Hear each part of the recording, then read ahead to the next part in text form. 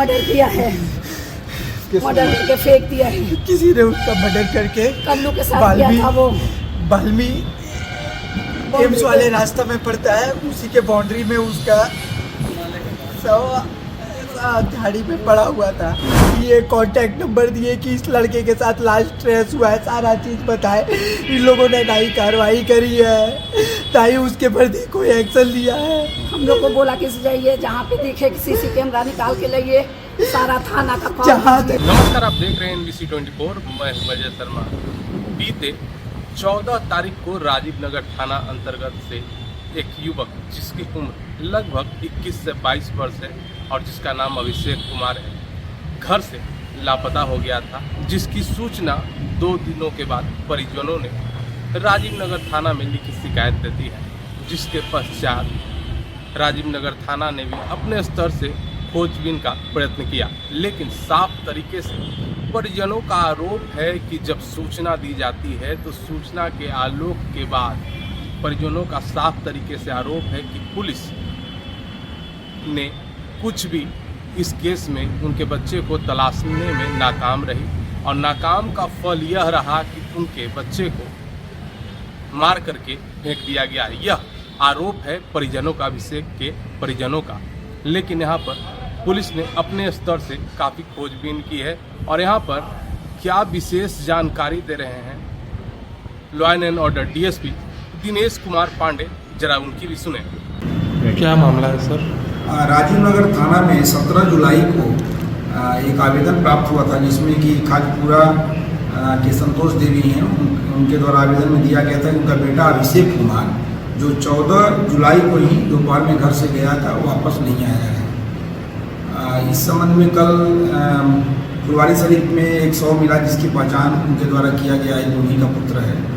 और इस संबंध में 14 तारीख की ये चूँकि घटना है, तो 14 तारीख के बाद जो आया है अभी तक अनुसंधान में कि जो परिजन 14 को जब उनका पुत्र गया तो वो लोग स्वयं ही खोज रहे थे अपने ही, और पुलिस को सूचना नहीं दिए थे। 15, 16 और 17 को आकर के उन्होंने थाना में सूचना दिया था। आगे जब हमने अनुसंधान किया तो ये भी ज्ञात हुआ कि 14 तारीख को रात में रूपसपुर की तरफ एक किसी मोबाइल से लड़का अपने घर में भी बात किया था और उस समय नशा में था। तो उसके बाद से ही पुलिस CCTV वगैरह लगातार फुटेज वगैरह देख रही थी, काम हो रहा था। इस बीच में 100 मिला है। घटना कैसे घटी है इस संबंध में हम लोग आगे बेहद अनुसंधान कर रहे हैं और जो भी तथ्य होगा आ जाएगा। अभी तक की जांच में क्या कुछ सामने आया सर? नहीं, अभी तो PM रिपोर्ट और आगे अनुसंधान के बाद ही बताया जाएगा। इसमें परिजनों द्वारा कहा जा रहा है कि उसके बच्चे की हत्या की गई है। चूँकि सभी बिंदु पर जो है जाँच के बाद ही स्पष्ट बताया जाएगा। तो साफ तरीके से दिनेश कुमार पांडे ने बताया है कि 17 तारीख को लिखित शिकायत के आलोक में दिया जाता है और जिसके पश्चात अभिषेक कुमार को खोजबीन किया जाता है। लेकिन अगर परिजनों को मानी जाए तो पूरी तरीके से परिजन नकार रहे हैं कि हमारे जो बच्चे थे उसका कत्ल किया गया है, मर्डर किया गया है और मर्डर करके बाल्मीकि के बाउंड्री के पास फेंक दिया गया है।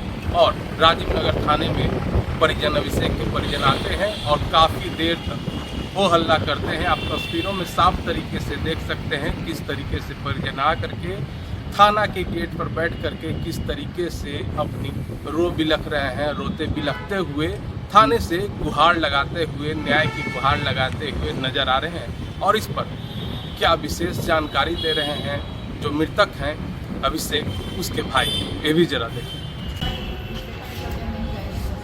पिछले संडे से 14 तारीख से मेरा भाई गुमशुदा है, ठीक है। हम लोगों ने अपनी तरफ से 2 दिनों तक बहुत कार्रवाई करी, बहुत खोजा, कोई खबर नहीं मिली। 17 तारीख को राजीव नगर थाना में प्राथमिकी दर्ज करवाया गया है। उसके बाद से फिर कोई कार्रवाई नहीं हुआ है। आज क्या आपके भाई का 100 मिला है? कब 100 मिला, कब जानकारी आपको मिली? कल सुबह को। किसके द्वारा जानकारी दी है? किसके द्वारा जानकारी? अमित, किसके द्वारा जानकारी मिली आपको? पेपर से। पेपर से सुबह को मम्मी और मेरी भाभी पेपर पढ़ के इन्होंने पेपर में पढ़ा कि कोई अज्ञात लाश आया हुआ है एम्स में। मम्मी और मामी हमको बताई तक नहीं कि ये लोग जा रही है कि क्या कर रही है। ये और मम्मी और मेरी मामी दोनों कोई गई है एम्स हॉस्पिटल, ठीक है। वहाँ पे जाके पोस्टमार्टम जो करते पीछे उनका रूम है, उन लोगों से रिक्वेस्ट करा और रिक्वेस्ट करके बोली है मम्मी कि एक बार आप देखने दीजिए, ऐसा ऐसा बात है। उन लोगों ने बेचारा हेल्प करके दिखाया, बॉडी देख के फिर तो उसकी पहचान कैसी हुई? हुआ है उसका बेल्ट से और जीप से। क्या लगता है क्या लगता है आप जी लोग? जहाँ पे लाश था तो चप्पल भी था वहाँ पे। क्या लगता है आप लोगों को? हाँ है, वही मेरा बेटा है। क्या लगता है आपको? कोई मर्डर किया है, मर्डर करके फेंक दिया है। किसी ने उसका मर्डर करके कल्लू के साथ किया था वो। बाल्मी एम्स वाले रास्ता में पड़ता है, उसी के बाउंड्री में उसका झाड़ी में पड़ा हुआ था। 100 पर कुछ निशान उससे आप लोगों ने कुछ देखा? बॉडी पूरा डिकम्पोज हो गया था। पुलिस अपनी तरफ से जांच कर रही है।